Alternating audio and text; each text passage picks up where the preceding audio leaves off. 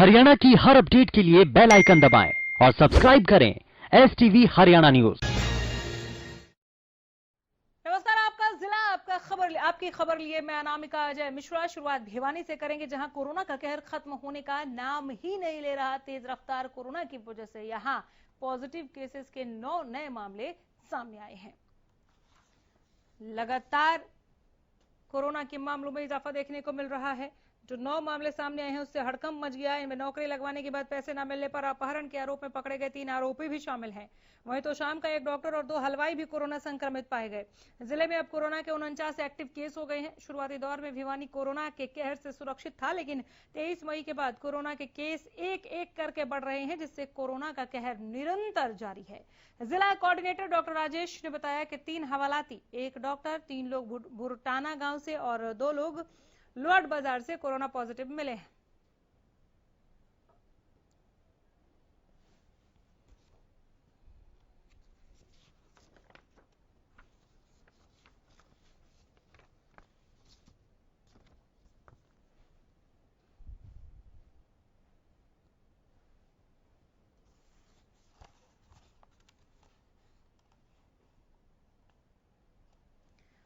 और भिवानी की ही तरह उधर टोहाना में भी लगातार रफ्तार पकड़े हुए है कोरोना। यहां पर कोरोना के मामलों में इजाफा देखने को मिल रहा है।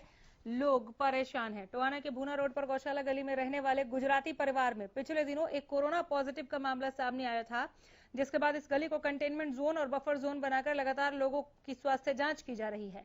अब इस गली में उसी परिवार से एक और व्यक्ति को कोरोना पॉजिटिव पाया गया, जिसके बाद स्वास्थ्य विभाग के द्वारा उसे कोविड अस्पताल अग्रोहा के लिए रेफर कर दिया गया। इस कोरोना पॉजिटिव मामले के सामने आने के बाद टोहाना शहर में कोरोना पॉजिटिव केस की संख्या 4 हो गई है। टोहाना विधानसभा की बात करें तो यहां पर कोरोना पॉजिटिव मामले की संख्या अब 9 हो गई।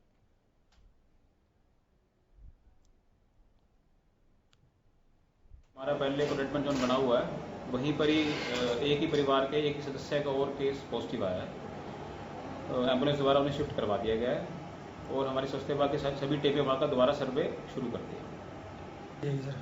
अब दोबारा उस पेशेंट से उसकी कॉन्टैक्ट लिस्टिंग ली जाएगी, वो कहाँ गए हैं, किस से मिले हैं, उन सबकी दोबारा ट्रेसिंग करके उन सबके भी सैंपलिंग करवाए जाएंगे और हमारे सभी सदस्य स्टाफ के सदस्यों द्वारा डोर टू डोर द्वारा उनकी स्वास्थ्य की जांच की जाएगी, थर्मल स्कैनिंग की जाएगी। कोई भी संदिग्ध व्यक्ति से कोई सिम्टम लगेगा। इधर फतेहाबाद में नियमों की अनदेखी करने वालों पर प्रशासन बेहद ही सख्त नजर आ रहा है। प्रशासन उन सभी लोगों पर जुर्माना लगा रहा है जो लोग बिना मास्क के घूमते नजर आ रहे हैं। पुलिस ने अब तक मास्क न लगाने वालों पर 1.5 दर्जन से ज्यादा लोगों का चालान कर दिए, जिसके बाद लोगों में हड़कंप की स्थिति है। दरअसल प्रदेश के गृह मंत्री ने हाल ही में बाजार और सार्वजनिक स्थानों पर जाने पर मास्क लगाना अनिवार्य किया था और इसकी अवहेलना करने पर 500 रुपए जुर्माना लगाने की बात कही थी, जिसके बाद बीते दिनों ट्रैफिक पुलिस ने ऐसे ही 1.5 दर्जन लोगों और दुकानदारों के चालान काटे जो नियमों की अवहेलना करते हुए बिना मास्क के ही शहर में घूम रहे थे। 2 दिन 18 चालान हो गए। जो आदमी बाजार के अंदर मास्क नहीं लगाता या दुकान के अंदर, उन पे कार्रवाई भी की जाएगी और उनके जुर्माना भी किया जाएगा 500 रुपए।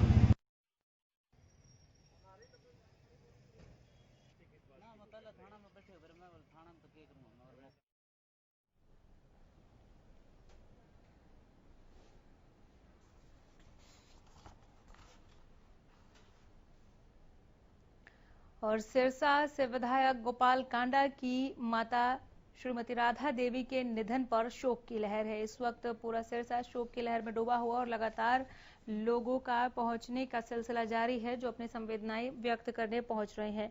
सिरसा के विधायक और HLP सुप्रीमो गोपाल कांडा और श्री बाबा तारा कुटिया के मुख्य सेवक गोविंद कांडा की माता श्रीमती राधा देवी कांडा के निधन पर विभिन्न राजनीतिक, सामाजिक, धार्मिक संगठनों की ओर से गहरा शोक व्यक्त करते हुए दिवंगत आत्मा की शांति के लिए ईश्वर से कामना की गई और परिवार को ढांढस बधाया। हरियाणा के पूर्व उद्योग मंत्री विपुल गोयल विधायक गोपाल कांडा के आवास पर पहुंचे। उन्होंने माताजी के निधन पर शोक जताया। हरियाणा के पूर्व उद्योग मंत्री विपुल गोयल ने स्वर्गीय राधा देवी को धर्मपरायण महिला बताते हुए कहा कि उन्होंने अपने पुत्रों को जनसेवा की सीख दी। उन्होंने कहा कि स्वर्गीय राधा देवी का निधन समाज के लिए अपूर्णीय क्षति है, जिसकी कोई पूर्ति नहीं की जा सकती।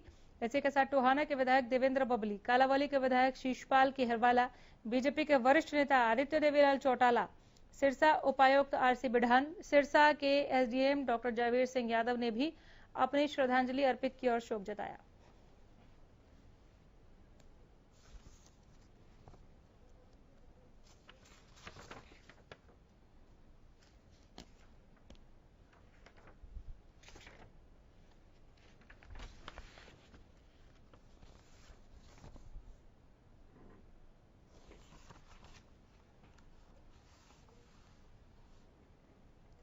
उधर रतिया में मजदूरों ने खेत मजदूर यूनियन के बैनर तले सरकार के खिलाफ विरोध प्रदर्शन किया।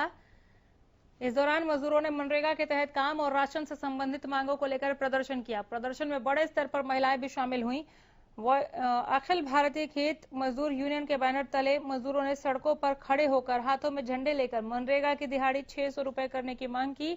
इसी के साथ मजदूरों ने मांग की कि मनरेगा का काम 1 साल में 250 दिन किया जाए।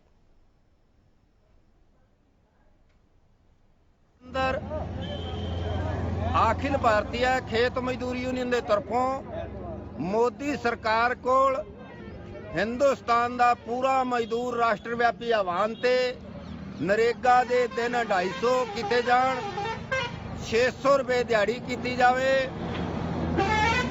गोदामां के अंदर अनाज सड़ रहा है, जरूरत लायक चाहे वो सफेद कार्ड है, चाहे राशन कार्ड नहीं भी जिस परिवार का, चाहे वो प्रवासी है, सारिਆਂ ਲਈ राशन जरूरत मुताबिक घट्टो घट अनाज 20 किलो प्रति व्यक्ति, कणक 10 किलो चावल सारे गरीब परिवारों ਨੂੰ ਦਿੱਤਾ ਜਾਵੇ और 14 चीज़ां जरूरत ਦੀਆਂ राशन डिपू ਤੇ ਦਿੱਤੀਆਂ ਜਾਣ। ਇਹ ਅਸੀਂ ਮੋਦੀ ਸਰਕਾਰ ਕੋਲ ਅੱਜ ਦੇ ਇਸ सोशल डिस्टेंसिंग ਬਣਾਉਂਦੇ ਹੋਏ, कोरोना की बीमारी के खिलाफ लड़ते हुए पूरे देश के अंदर अखिल भारतीय खेत मजदूर यूनियन के तरफों अपनी आवाज पहुंचा रहे हैं।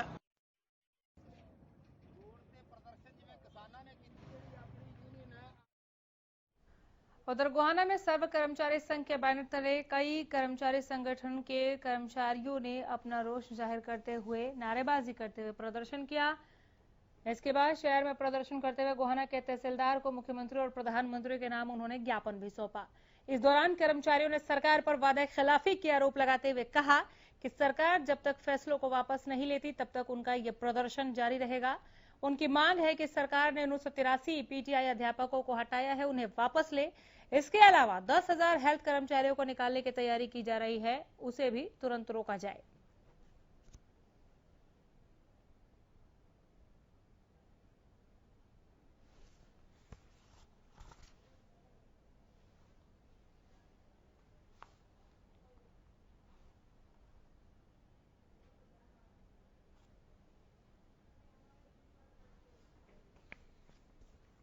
तो गोहाना की तस्वीरें आप देख रहे हैं, जहां सर्व कर्मचारी संघ के बैनर तले कई विभागों के कर्मचारियों ने विश्राम गृह में इकट्ठा होकर नारेबाजी की।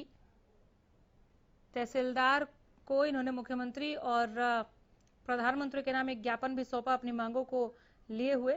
इस दौरान कर्मचारियों ने सरकार पर वादा खिलाफी का आरोप लगाया और कहा कि जब तक सरकार उन फैसलों को वापस नहीं ले लेती जिससे इनकी नाराजगी है, तब तक इनका प्रदर्शन जारी रहेगा।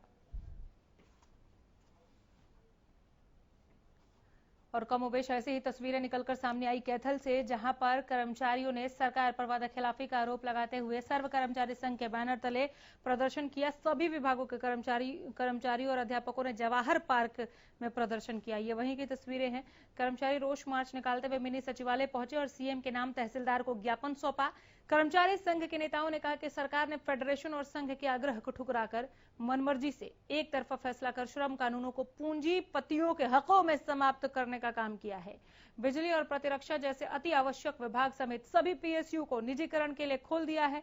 इन्होंने मांग की कि स्वास्थ्य विभाग सहित कोविड-19 में काम कर रहे सभी विभागों के नियमित और जो अनियमित हैं उन कर्मचारियों को भी कोविड-19 संक्रमण से बचने के लिए पर्याप्त सुरक्षा उपकरण मुहैया कराए जाएं और सभी को एक समान 50 लाख एक्स ग्रेसिया बीमा योजना में शामिल किया जाए।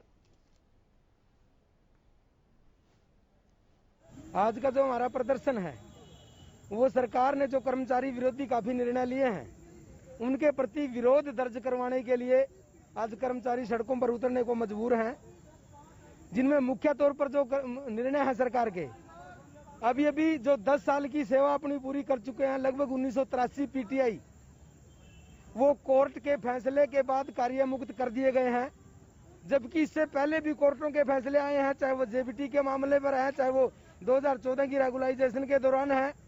उस दौरान भर्ती करने वाले नेताओं को या अधिकारियों को तो सजा जरूर हुई है, लेकिन कर्मचारी कार्य मुक्त नहीं हुए।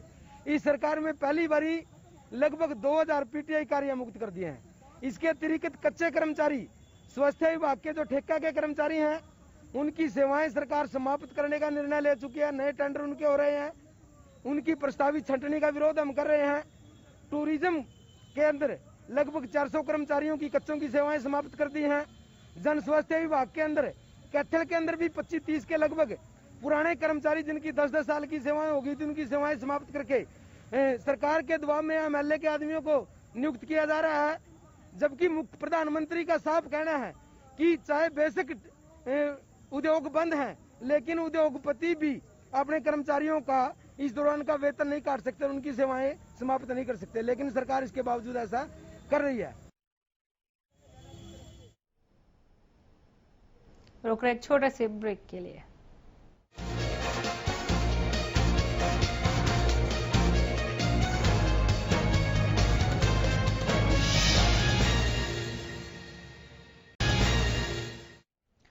ब्रेक के बाद एक बार फिर लौटेंगे खबरों की ओर। चरखी दादरी के मानकावास गांव में टमाटर उत्पादक किसानों का धरना लगातार जारी है, चूंकि उन्हें टमाटर के उचित दाम नहीं मिल रहे। भारतीय किसान यूनियन के नेतृत्व में किसानों का धरना आज 5वें दिन में प्रवेश कर गया, लेकिन सरकार या प्रशासन ने अब तक इनकी कोई सुध नहीं ली।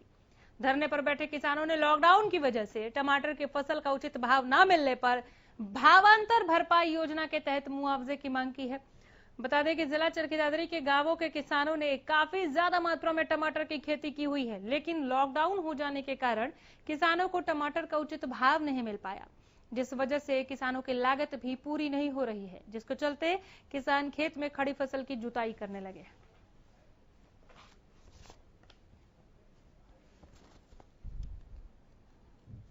किस प्रकार से किसान, पूरे प्रदेश का किसान आज एक बड़ी ही दुविधा में, एक ऐसे संकट के दौर से गुजर रहा है कि आज कोई भी उसकी बात सुनने को तैयार नहीं, और मजबूरन किसानों को धरना प्रदर्शन करना पड़ रहा है। और धरने प्रदर्शनों का रिजल्ट ये होता है, एक बार जो है ना, सरकार का कोई नुमाइंदा, कोई मंत्री आकर उनको एक झूठी दिलासा दे के चला जाता है, उनको बहला फुसला कर वो अपना। इधर फरीदाबाद में कमीशन की मांग का आरोप अधिकारियों पर लगाते हुए आड़ती लगातार प्रदर्शन कर रहे हैं और अपनी नाराजगी जाहिर कर रहे हैं। इनका कहना है कि एफसीआई गोदाम के अधिकारी आड़तियों से उनका अनाज पास करने की एवज में कमीशन मांगते हैं, जिसके चलते आड़तियों ने एफसीआई के अधिकारियों के खिलाफ प्रदर्शन करते हुए ये गंभीर आरोप जड़ दिए। इनका कहना है कि 1 रुपए कट्टे के हिसाब से कमीशन मांगा जा रहा है और ना देने पर गाड़ियों को रिजेक्ट कर दिया जाता है। वहीं एफसीआई के मैनेजर का कहना है कि गेहूं खराब आ रहा है, इसलिए उसे पास नहीं किया जा रहा।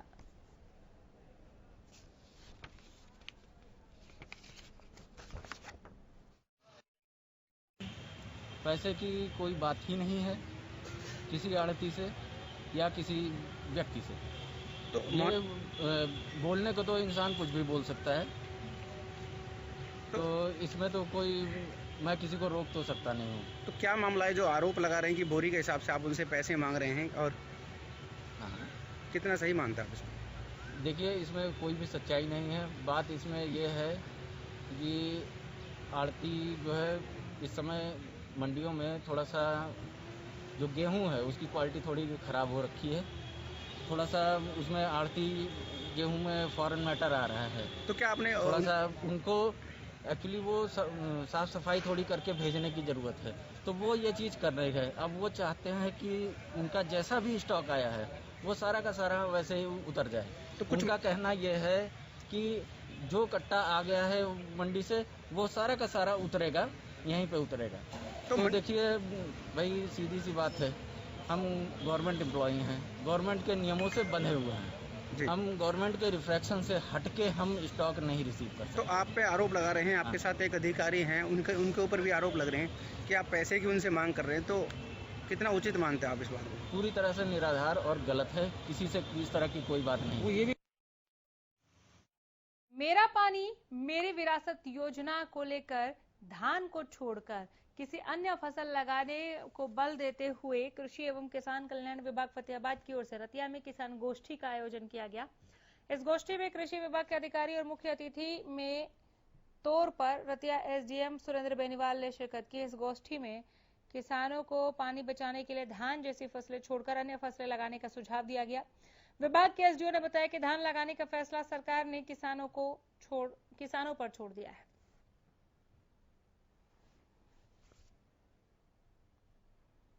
आज किसान गोष्ठी रखी गई है स्पेशल रतिया ब्लॉक के लिए। इसको मेरा पानी मेरी विरासत के तहत चयन किया गया है हरियाणा सरकार द्वारा।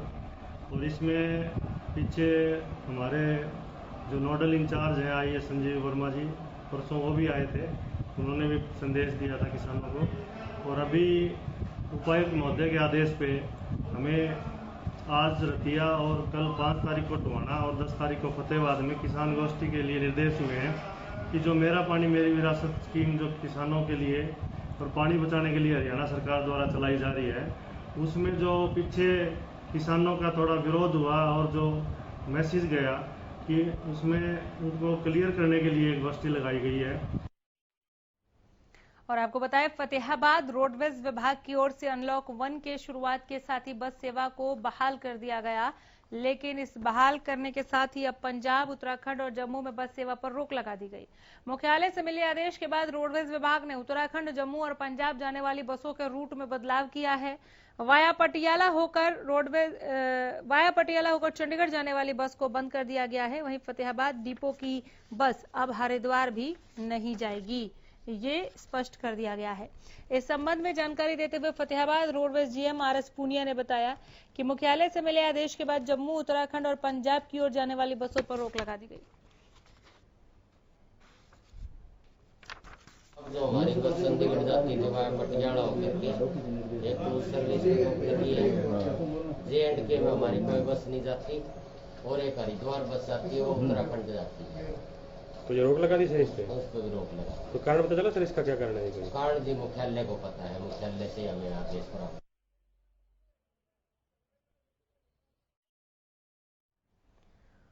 और अब जो खबर दिखाने जा रहे हैं वो अनोखी है। दरअसल पानीपत के एक किसान ने शुगर फ्री तरबूज की खेती की है। आपको बता दें कि दूसरे तरबूजों के मुकाबले इस शुगर फ्री तरबूज की फसल में 13% मिठास ज्यादा है। किसान राम प्रताप ने बताया कि खेत में 500 पौधे लगाए थे, सभी पौधों से उत्पादन शुरू हो चुका है। उन्होंने बताया कि अभी तक तरबूज को ट्रायल के रूप में लगाया गया था। राम प्रताप ने बताया कि कम मेहनत और ज्यादा उत्पादन इस बीज की विशेषता है। राम प्रताप ने कहा कि अन्य किसान इस किस्म के तरबूज उगाएंगे तो उनको बाजार में अच्छे भाव भी मिलेंगे और डिमांड भी ज्यादा होगी। शुगर फ्री तरबूज मेरा रुचि थी, इस करके मैंने इसका निकाल लिया था। मगर शुगर फ्री बीज कहाँ से मिला और बगैर सीडलेस तरबूज का बीज लगा। अगले साल इसको लारे सगेल पर करेंगे, सबको खाने को मिलेगा, बढ़िया प्रोडक्ट है इस गर्मी का। तो इस प्रकार की जो लालसा थी शुगर फ्री मरीजों के लिए आपने तरबूज इजाद किया है, तो ये इसमें ढूंढने में भी काफी दिक्कतों का सामना करना पड़ रहा होगा? नहीं, मेरे को कुछ नहीं दिक्कत आती। मेरे को इस काम के लिए दिक्कत नहीं आती कुछ। जो बगैर बीज का अपने तरबूज, हाँ, इसको तो बीज के लिए तो मैंने कोशिश तो काफी करी, जब तो हर जगह थोड़ा। जिस प्रकार से आप खेती कर रहे हैं और सरकार का या प्रशासन की ओर से जिस प्रकार कृषि विभाग भी कोई सहयोग करता है? पूरा सहयोग करता बागवानी विभाग इसके लिए।